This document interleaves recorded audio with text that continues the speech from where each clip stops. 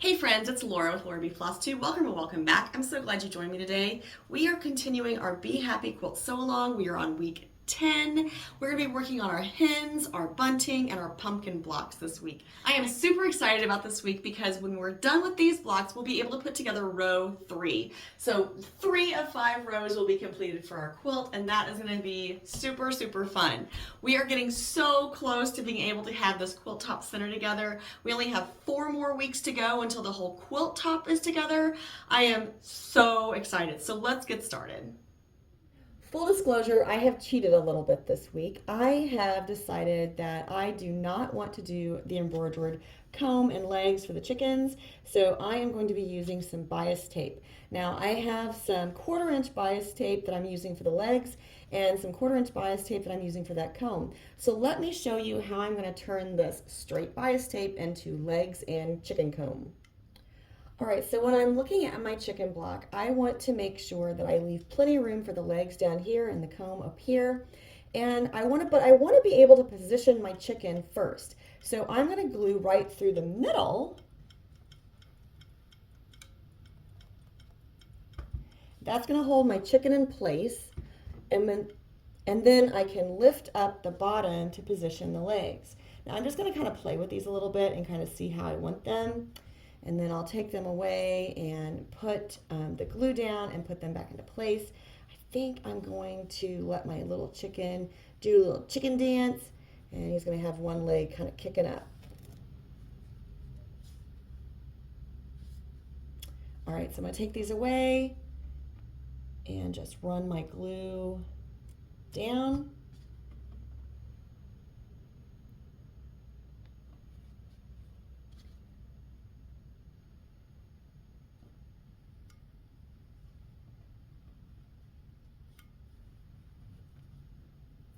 All right, now the comb, this is going to be a little tricky until we get it started. So basically what I'm going to do is just make a zigzag with this red bias tape. So I'm going to glue the first end down, and I'm not sure I'm going to need all of this, but I just, kind of left it. And then I'm just going to fold it back on itself, but move around. So I have kind of like a little ruffle looking, right? So now I'm going to I'm going to go ahead and put a little glue in between all these layers just to hold it in place.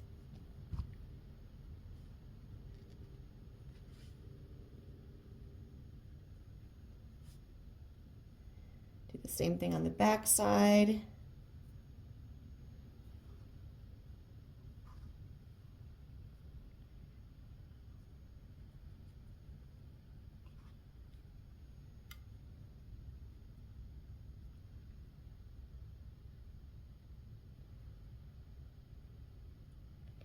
All right, I feel like that's glued pretty good. I'm gonna go ahead and cut this off. So I needed most of that bias tape for this. And then I'm gonna take my little cluster and just stick it underneath the little chicken head. And I think that looks pretty good. So I'm gonna lift that up gently, put some glue around the back, and glue that down. Now that I have the comb and the legs in place, I'm just gonna add a little bit more glue to the tail. I'm not going to glue this area though because I want to be able to lift this up when I sew down that comb. So I just want to make sure that that is good and loose so I can lift this back to sew down that red. All right, so I actually have my other blocks done and put together. All of those you can find instructions on Lori's blog for positioning and placement. And we're just going to skip to the applique. The little chicken that you just saw, I have that one laying off to the side so it can dry a little more. But the other ones that I already did, I'm going to go ahead and do my applique on those. Now, I'm not going to actually applique every single little piece of this. I'm just going to applique it enough so it holds it down and so it's going to be kind of, in place.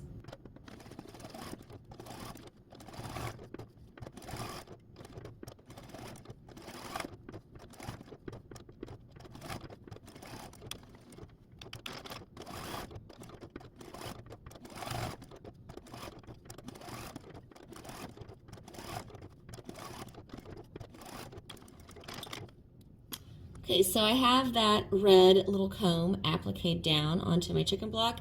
So I'm also going to do the beaks before I do the bodies. The beaks and legs are going to be done before I do the bodies just because those are underneath the chicken body.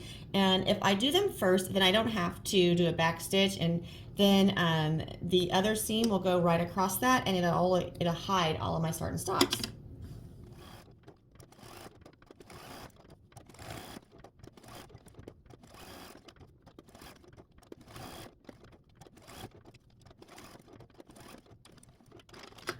Since I have red loaded into the machine, I'm going to go ahead and do my bunting block. Now on the bunting block, I glued the bunting strip between the pennants in most places, and that's just so I don't have to do any back stitching or stay stitching before I do the applique for the pennants. Because it'll catch all of that when I do the brown for the pennant strip. I don't know what that's called.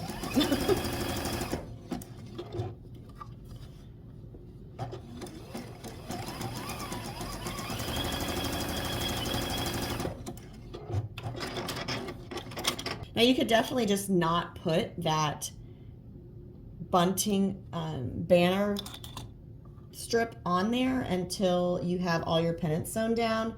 I just decided to go ahead and glue it down just in a few places across there to hold it. And again, since I have red in the machine, I'm going to go ahead and grab my pumpkin block and do the heart. Since the heart is on top, there's no place to overlap that stitching or hide it, so I just did a stay stitch to begin.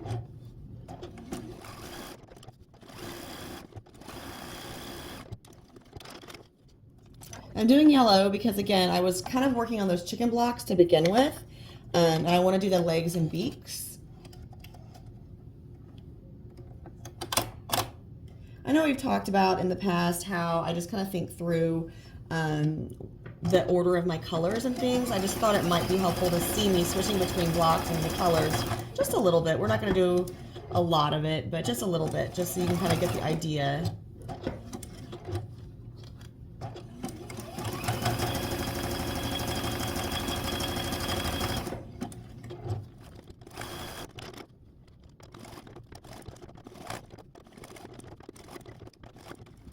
All right, so for the beak, I'm going to start kind of like on the inner part and come out. I'm going to make sure that I stop with my zigzag on the right hand position because it's like the outer corner. And that way when I start again, it'll go in first. It just keeps your zigzag nice and clean. That's going to be under the head, so it doesn't really matter. And then I will have to do one little stay stitch to end it just because of, the way the beak is. Now I'm not sure if you noticed on the legs, but let me point it out this time. I am going to start at the top of one of the legs. I don't have to do a back stitch or a stay stitch because, again, the chicken body will be going over that. I'll start on the right, I'll stop with the zigzag in the right hand position, again, for that outer corner.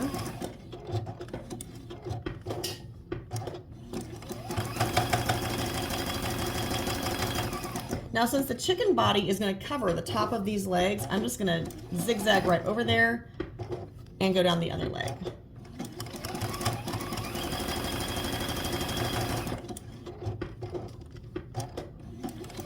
That just keeps you from having to stop one additional time.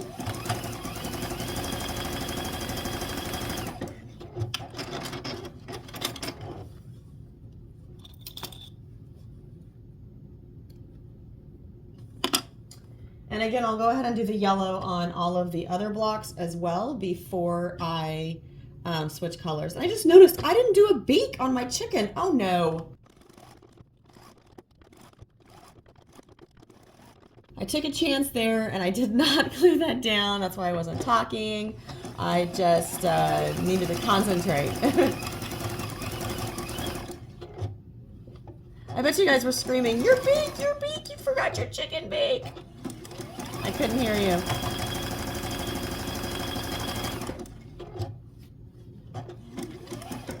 Oh, that would have been funny if I would have forgotten that and gotten the whole quilt together. Oh my goodness.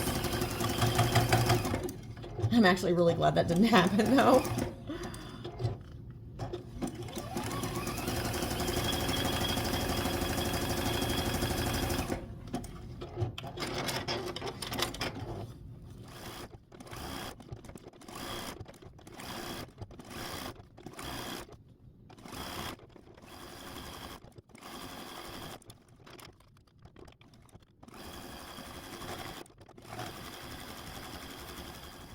I'm going to continue working on my applique and then we'll meet back up when I'm ready to trim. All my blocks have been appliqued and pressed, so now I can trim them all up. The chicken block, the single chicken block, is a 6.5 inch square. So I just grabbed my 6.5 inch ruler and I am squaring it up, trimming it up. The two chickens block is 5.5 by 13 finish, so it's 6 by 13.5. So the first thing I'm going to do is just use my 6-inch ruler and kind of find where the middle of my block will be, and it looks like there's 1/2 inch above this tail and 1/2 inch above the feet. So I'm just going to take my 6-inch ruler, cut down both sides, and now I just need to get the 13.5. So for that, I'm going to use my cutting mat and kind of line this up a little bit. Now I do want to find the middle of this block, and that that's going to be right there in the middle between the two chickens. So 1/2 of 13 is 6.5. So I'm going to put my 6.5 inch mark right here between these two chickens, lining up my top and bottom cuts, cutting off this end. And actually the 13.5 line will match up with this end of my block. So here's my two chicken blocks. And then let's see, the pumpkins finish at 8 by 10. So this block will be cut down to 8.5 by 10. So I'm just going to use my 18-inch ruler for that, just to kind of figure that out, I guess. Sorry for the delays there, I'm just trying to think. Okay, so it looks like I have 1 inch on either side of these blocks. So if I take that, line that right up, and I'm just going to kind of look. So this is 1 inch right here between this side of the pumpkin and my ruler edge. So that on my cutting mat it's like 1/4 of an inch. So I'm going to line the top and bottom up there so I can cut that straight. And now just to make it a little easier on myself, I'm just going to scoot that over to a straight even line. So this is the 17, so I know that 6.5 is 10.5. Now I can check this against this pumpkin and make sure. And yep, that should be right.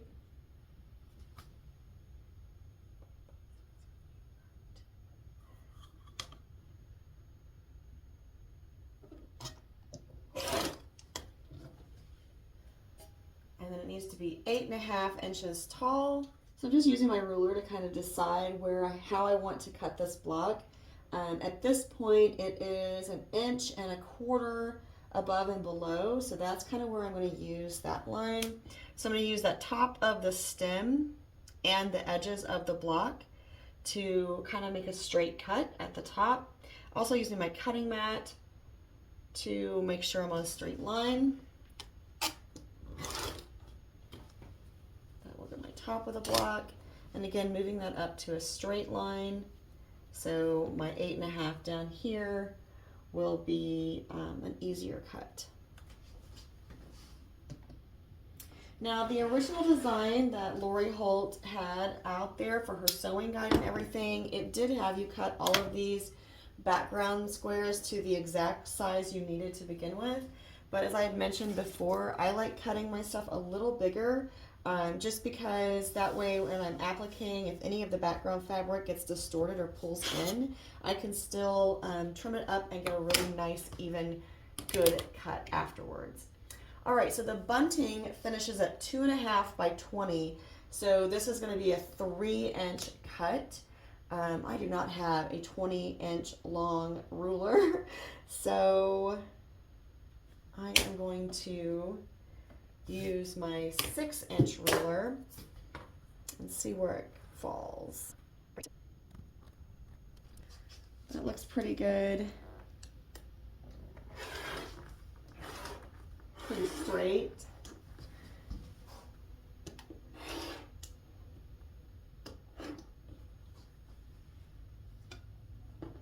I'm going to move this down to the 3-inch line at the bottom where I just cut this top strip.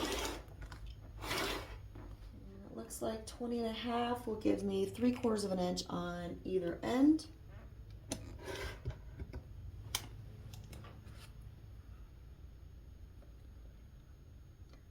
Lining up 20.5 at the other end. I'm actually going to move it down on my ruler just so I can make sure everything is lined up correctly the way I want it at the 20.5-inch line over here, and just cutting off straight with my ruler on the other end.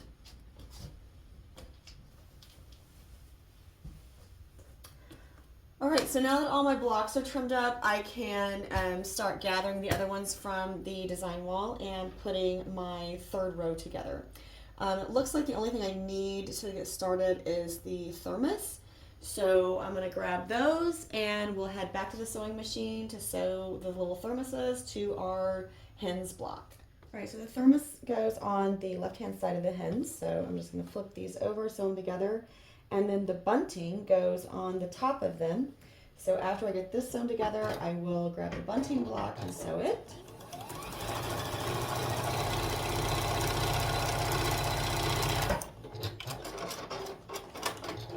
This is really just straight sewing. So our bunting block.